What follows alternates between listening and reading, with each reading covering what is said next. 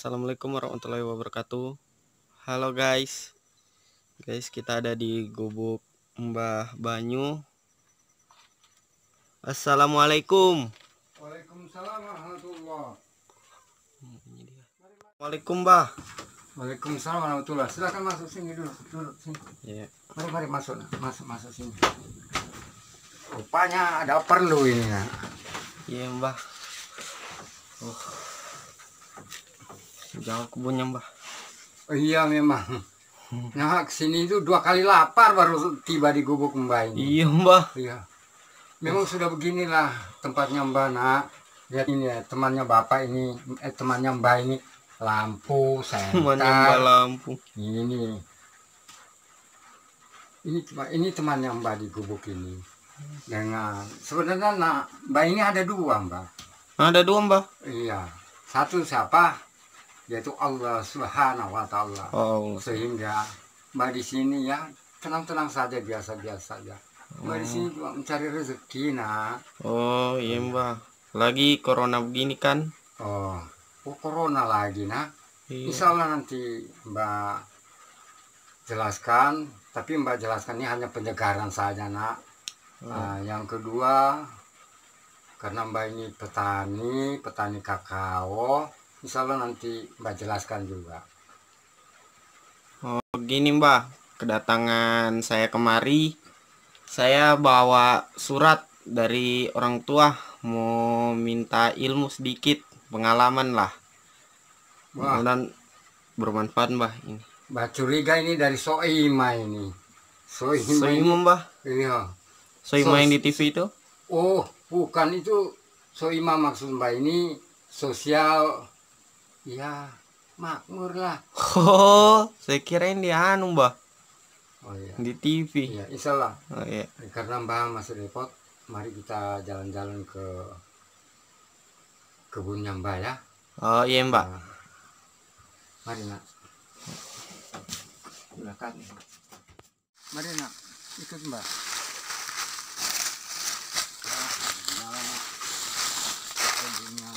Banyak ya.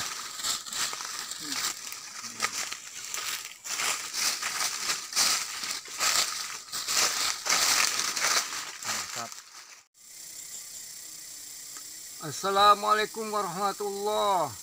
Waalaikumsalam warahmatullahi. How are you bro? How are you?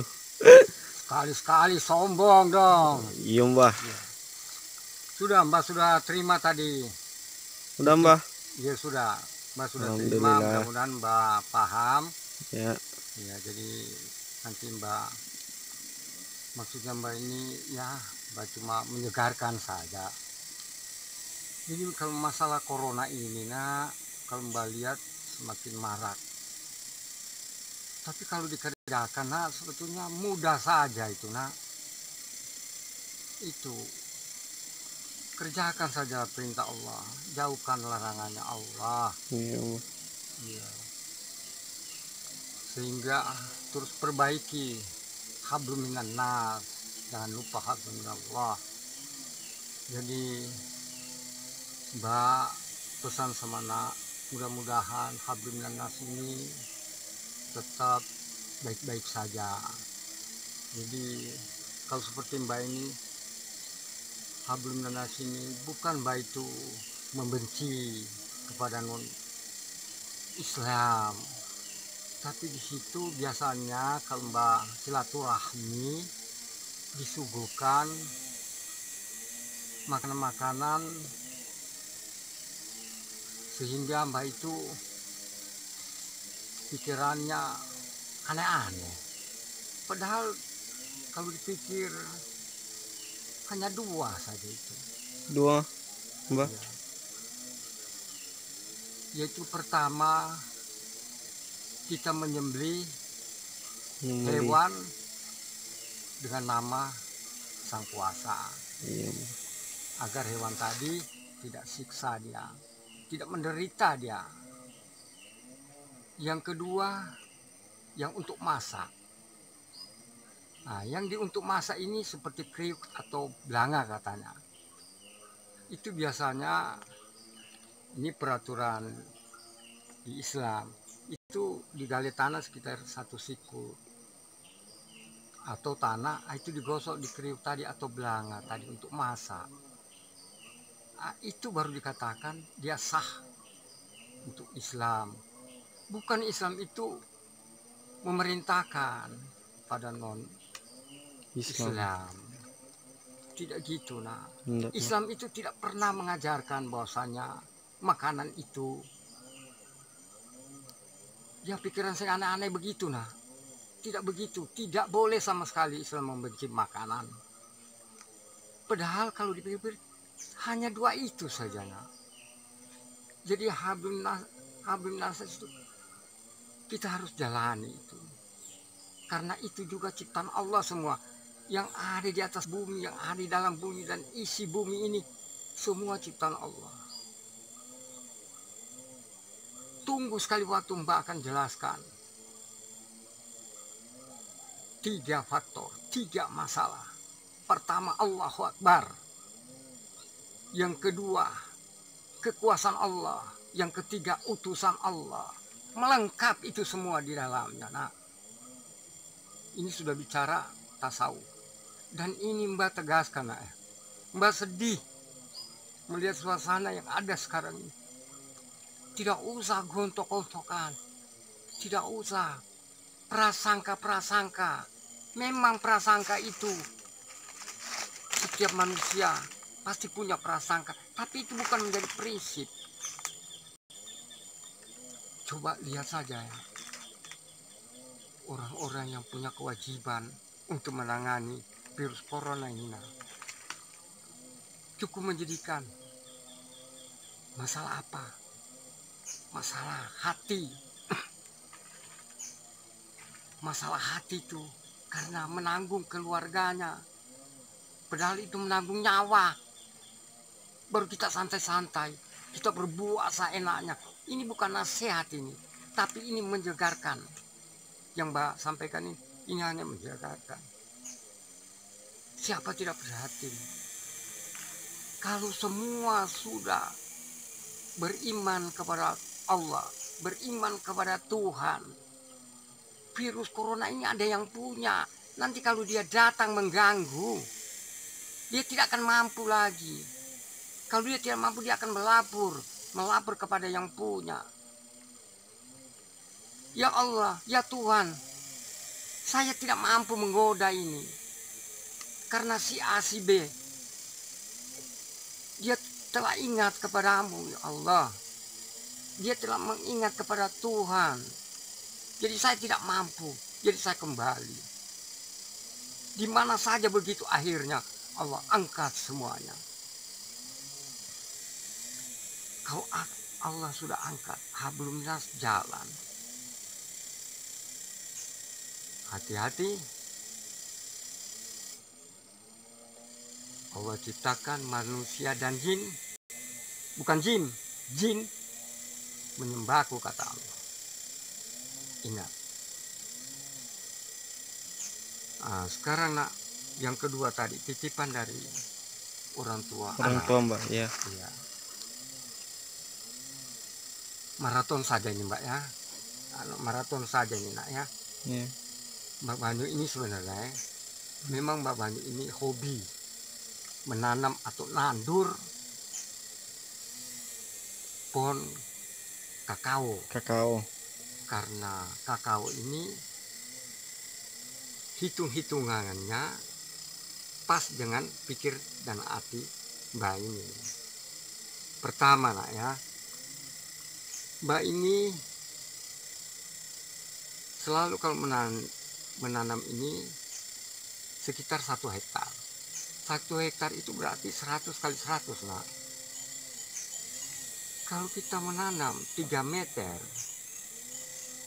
jaraknya 3 meter, berarti hanya 900 pohon. Tapi Mbak usahakan supaya dia 1000, supaya mudah hitungannya atau hitungannya. Pertama hitungannya, nah, kakao ini berbuah 1 pohon 1 saja nak. Kalau dia 1000 pohon, berarti 1000 biji. Tidak mungkin coklat itu atau kakao ini dia akan berbuah satu. Ada kalau pohonnya agak besar, itu bisa mencapai sampai 500 biji. Jadi nak ya, kalau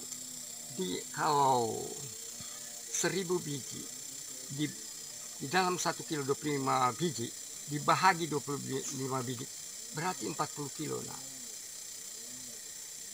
Kalau daerah mbak ini nak, paling tidak 1 kilo umpamanya 35.000, berarti kalau 40 kilo ya 1.400.000 kurang lebih itu nak.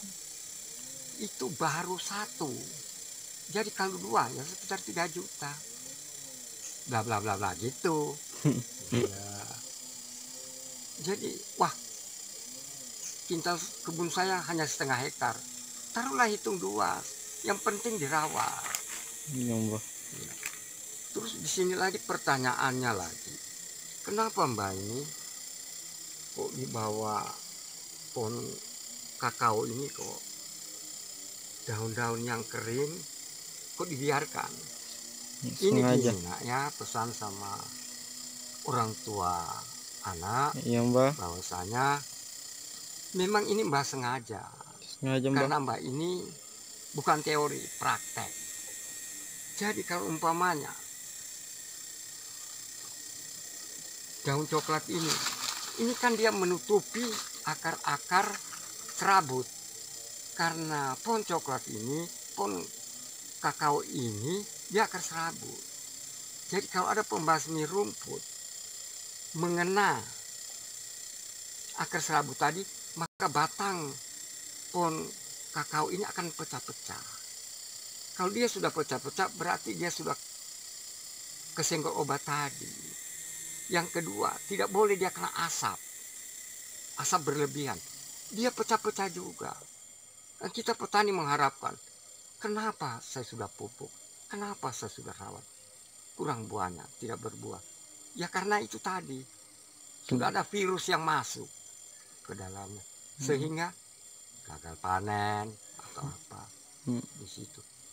Jadi kalau umpamanya seperti Mbak ini di rumah sudah tidak punya apa-apa lagi, ya Mbak paling lari ke kebun gresek-gresek, ya dapat rezeki, sudah itulah, sudah jelas halal itu. Ya, halal. Nah, halal ini itu membuat kita sehat juga. Iya. Itu ya, jadi ini hanya praktek langsung. Ini seperti ada yang di mana yang disambung atau di lain bahwa belum tebang. Wah, itu untung saja PPL tidak kunjungi sini. Kalau dia kunjungi pasti Mbak ditegur. Kalau sifatnya Mbak biar lihat lebih mudah. Tapi kalau dia memberi masukan, logika dan hati Mbak ini masuk, Mbak terima. Mau angkuh, apa yang mau diangkuh? Tidak ada yang diangkuh. Mau sombong di dunia ini, apa yang disombongi? Beriman atau tidak, kalau sombong itu dilarang sama Gusti Allah. Dilarang sama Allah. Saya sudah suci, sudah tidak mengenal orang lain. Jangan. Coba anak pergi di dokter, periksa perutnya itu, apa isinya. Ya. Sehingga orang-orang ini dia harus memahami, pelajari dirinya. Itu satu tanda kita tidak boleh sombong di dunia ini. Iya, Mbah. Jadi itu saja nak, nanti Mbak sambung di lain kesempatan. Iya, Mbah. Bila mana ini nak, Mbak ngomong ini, bicara ini, Mbak siap dikoreksi. Karena itu satu pembelajaran. Mbak terima, insya Allah Mbak terima. Karena Mbak selalu belajar bagaimana itu sabar. menerima segala cobaan. Jadi gitu saja. Wassalamualaikum warahmatullahi wabarakatuh. Waalaikumsalam.